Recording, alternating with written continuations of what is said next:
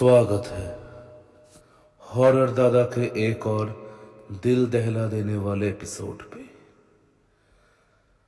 आज बहुत अरसे के बाद मैं अपने गांव की तरफ जा रहा था। इतने साल शहरों में काम करने के बाद आखिरकार मुझे कुछ दिनों की छुट्टी मिल ही गई कि मैं अपने गांव में अपने माता पिता के पास वापस जा सकूं। इसलिए बहुत खुश था और सोचा क्यों ना चलो जल्दी जल्दी निकला जाए ताकि टाइम पे पहुंच पाऊं। लेकिन क्या करें, रास्ते के ट्रैफिक जैम्स और सब कुछ मिलाकर फिर मेरे को रात ही हो गया पहुंचते पहुंचते। घर से बहुत बार कॉल आ ही चुका था कि मैं कितना दूर हूं।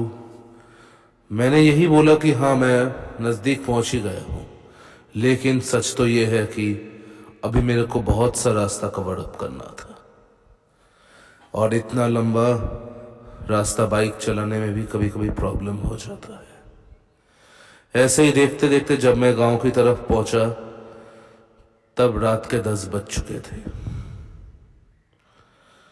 सोचा क्या अभी जाना सही होगा या आज रात को किसी नियर बाई होटल या लॉज में रुक जाओ। नहीं, घर वाले भी चिंता करेंगे और इतने सालों बाद मैं जा रहा हूं, सब जरूर वेट करके बैठे होंगे। नहीं ठीक है, इसलिए मैं जाना ही सही समझा। वैसे हमारे गांव की तरफ जाने के लिए 2 रास्ते हैं। एक रास्ता जो सीधा जाता है लेकिन उसमें बहुत वक्त लगेगा जाने में, और एक शॉर्टकट भी है, लेकिन गांव वाले कहते हैं कि शाम के बाद उस रास्ते में ना जाने के लिए। वो एक पुरानी झील की तरफ का रास्ता है, लेकिन गांव वाले उस रास्ते में जाने से बहुत डरते हैं। बचपन से ही मैं सुनता आया हूं कि उस रास्ते में एक डायन का वास है। हालांकि मैं इन सब चीजों पे कभी विश्वास नहीं करता था, लेकिन गांव वाले बहुत डरते हैं कि वो डायन कभी कभी नजर आ जाती है उस झील के पास। ये सब अंधविश्वास है।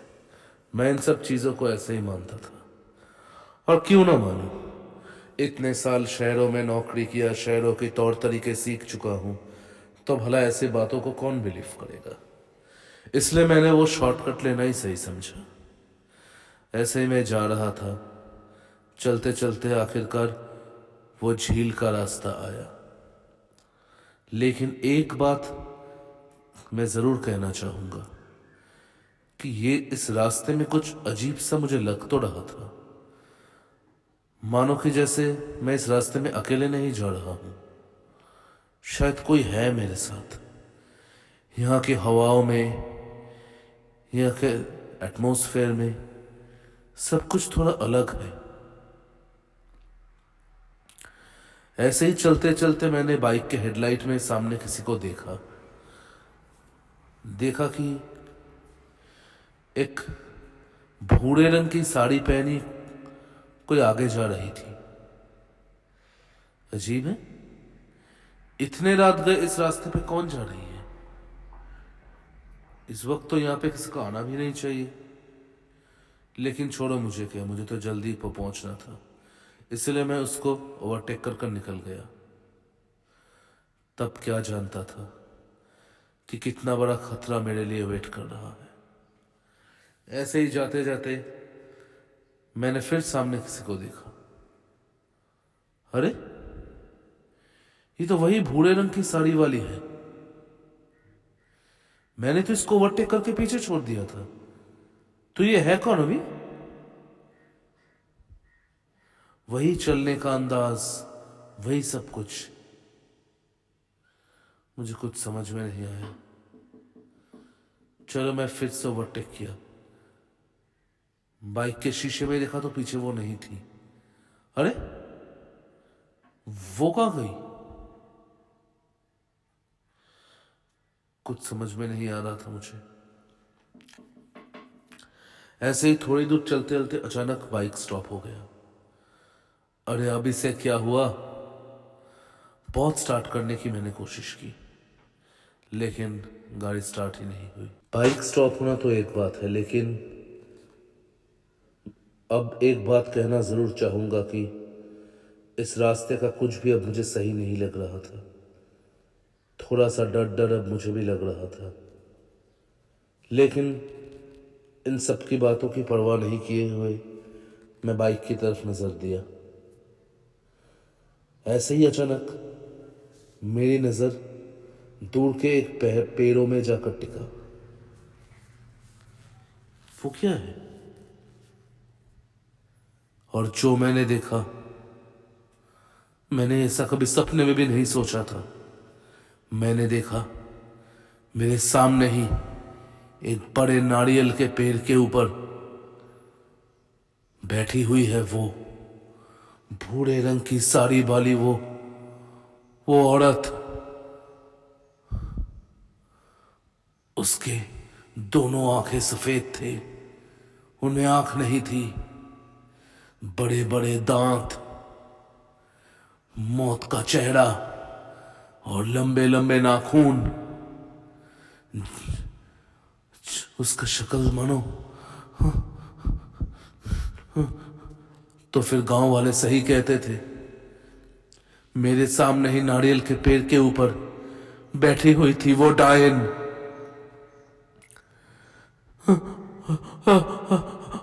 मेरे मुंह से कोई शब्द नहीं निकले। मैं बस क्या करूं, मैं क्या करूं, मुझे कुछ समझ में नहीं आ रहा था। मैं भाग भी नहीं सकता, मेरे पैर मानो बर्फ बन चुके थे। तो और फिर उसने मेरी तरफ देखा। तुझे क्या लगता है तू अपनी मर्जी से आया है? तुझे मैं यहां पे लाई हूं। आज तू ही मेरा शिकार है। मैं इतना तो समझ चुका था कि मैं बहुत बड़े खतरे में पड़ चुका हूं। नहीं, मुझे छोड़ दो, मुझे छोड़ दो। आज तक जो भी इस रास्ते पे आया है, मैंने उसको मौत के घाट उतार दिया। तू भी आज जिंदा नहीं बचेगा। क्या करूं इस डायन के हाथ से बचने के लिए? मैंने देखा वो डायन पेड़ से नीचे आ गई, मेरे सामने खड़ी हुई है। उसके पैर उल्टे तरफ थे और अपने बड़े बड़े हाथ को लेकर वो मेरी तरफ बढ़ ही रही थी कि जैसे ही उसने मुझ पर अटैक करने की कोशिश की, लेकिन वो अटैक नहीं कर पाई। किसी इनविजिबल पावर ने उसको रोक लिया। घिन भरे, नफरत भरे आवाज में उसने मुझसे कहा, तेरे हाथ के उस कड़े को उतार कर फेंक, फेंक उस कड़े को उतार कर, नहीं तो तेरा गर्दन मरोड़ दूंगी आज। हाथ का कड़ा। तब मुझे याद आया, मां ने एक बार कहा था, किसी भी तरीके का भूत प्रेत का लोहा से उन्हें बहुत डर लगता है। अगर किसी के पास लोहा हो तो वो उसके पास नहीं आ सकती। हाँ, मेरे हाथों में लोहे का उस कड़े को देखकर ही वो मेरे पे अटैक नहीं कर पाई, लेकिन उसने फिर से कोशिश किया, लेकिन कोई लाभ नहीं हुआ। अब शायद मेरे अंदर थोड़ा हिम्मत आया था। तुझे क्या लगता है उस लोहे के कड़े से तू बच पाएगा? नहीं बच पाएगा। वो फिर से अपनी पूरी शक्ति लगाकर मुझ पर अटैक की। इस बार मैं थोड़ा दूर जा गिरा। उसका मेन टारगेट ही था मेरे हाथ से उस कड़े को निकालना। वो फिर से आई, लेकिन इस बार मैं उस कड़े को उसके सामने दिखाकर खड़ा हो गया और देखते ही देखते वो मेरे आंखों के सामने से गायब हो गई। लेकिन हवा में एक और नफरत भरी आवाज मैंने सुना, तेरा किस्मत अच्छा है कि आज मैंने तेरा कुछ नहीं किया, वरना आज तुझे कोई बचा नहीं सकता था। मैं क्या करूं? मुझे इतना डर लग चुका था कि मैं कुछ सोचने की हालत में नहीं था और वहीं पे बेहोश हो गया। जब मेरी आंख खुली तो मैं अपने घर में ही था।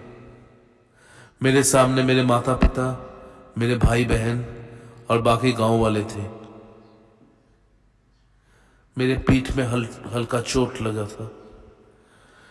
मैंने पूछा कि क्या हुआ मेरे साथ। उन्होंने कहा कि वो लोग मुझे और मेरे बाइक को उसी रास्ते से उन लोगों को मैं मिला। पिताजी पिताजी ने कहा कि आखिर क्यों तुम उस रास्ते की तरफ गए थे। बचपन से सुनते आ रहे हो कि वो रास्ता शापित है, वहां पे एक डायन का वास है। क्यों तुम उस रास्ते में गए थे? क्या हुआ था कल रात को तुम्हारे साथ? कल रात को जो भी हुआ मैंने उन्हें बताया। मां ने कहा कि वो कड़ा ही था जिसने मुझे उस डायन के अटैक से बचाया था। अगर वो कड़ा नहीं होता तो शायद कल रात को मैं जिंदा भी नहीं बचता। उस दिन से भूत प्रेतों की तरफ मैं कोई मजाक नहीं किया और जिंदगी में जब भी मैं गांव की तरफ आया, चाहे कितने भी देर हो, मैं उस रास्ते की तरफ तो कभी नहीं गया।